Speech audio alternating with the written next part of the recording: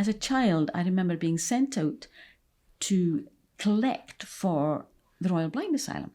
And I knocked on the door of this old lady and explained what I was doing. And she said, "His do a caliphine." And I looked a bit vague. And anyway, she went off, came back, book, and off I went. When I got home, I said to Mum, "What's a caliphine?" And she said, "It's a pencil, don't you know?" And I said, "No." So you see, the old lady was using the word caliphine. My mother, the next generation, knew the word, didn't use it. And me, the next generation, didn't know it. Agad nan yelan en glaun tanan wain, Shane je van nord en sa duske gawain. Oren janach kri ho brianet bjord, Kan Shane joge shier is a galikas bjord. Talk of it guhen, talk of joyen, is a galika gedi at the spirichen gunejan.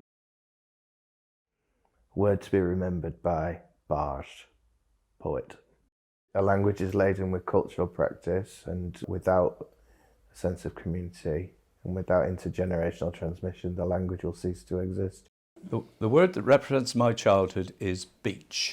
Through my childhood and younger days, I mean, there was never really any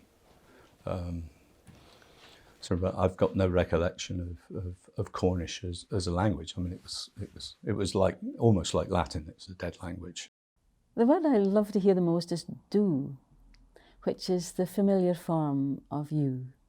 People just lose language. They just forget. So I think the language, to some extent, helps to make the people.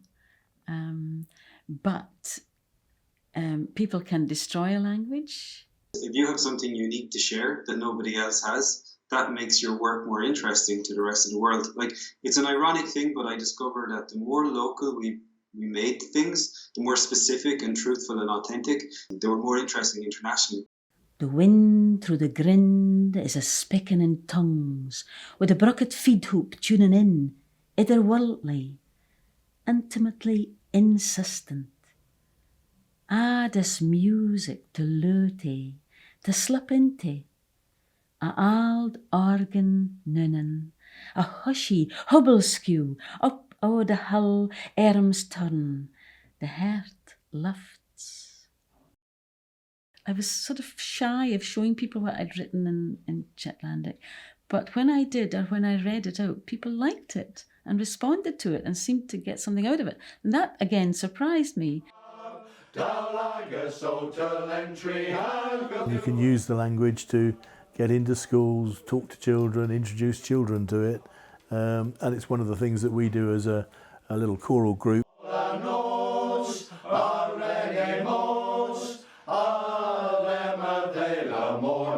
Raise awareness of minority languages. It doesn't actually increase the numbers of speakers, it just reduces the prejudice against them. In a culture like Gaelic, where poetry and music in particular have historically been emblematic, that it's important to carry on these as art forms and as modes of communication, also as a way to document contemporary experience for generations to come.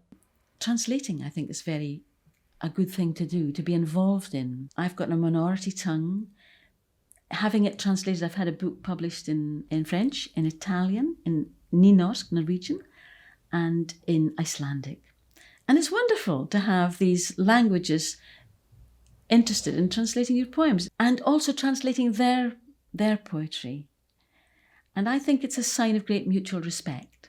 For something to be alive, it has to be reinvented, and like language, like the Irish language has words in it like buchel for boy and garçon for boy, and you can tell that garçon came from French because it's so like garçon. So that means at some point somebody who also spoke French was speaking Irish, and that word got left in the language. So I think I think the more broadly spoken it is, and there should be no restrictions on who's allowed to speak it, that would be terrible.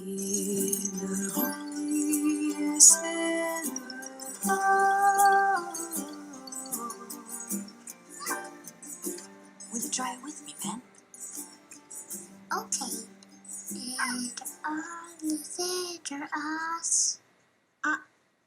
I forget. I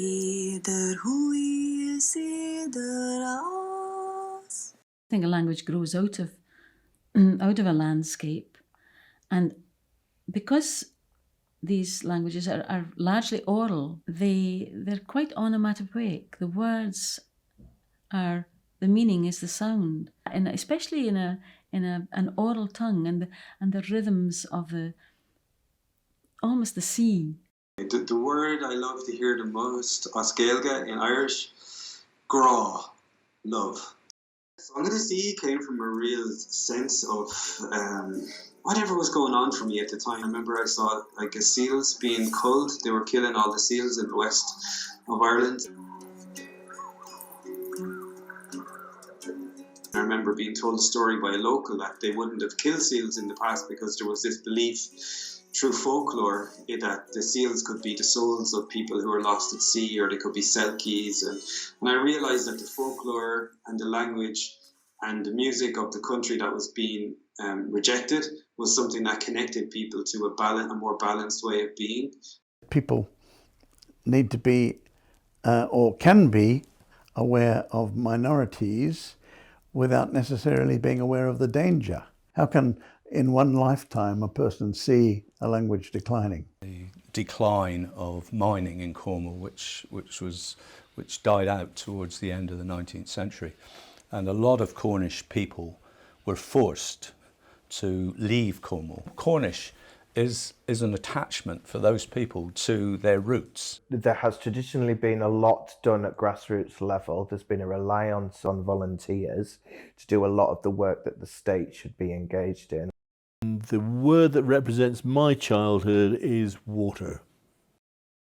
The government have got certainly other priorities. Mind if we ask them the question, I'm sure they promised the earth, provided they thought we were going to vote for them. I think the EU has been a big helper in many ways because they have had to take account of minority tongues. When a language dies, a way of thinking dies with it. When you switch between languages, it's like you put another lens over your glasses and you see the world in a completely different way, and that means that you experience the world in a different way. There are certain terms and sayings that only feature in the Gaelic language. One I like is the word tudig, which means a dry spell, but you can only have a tudig if you expect it to rain again. Talk of joy is a Gaelic gaiety at the spirit young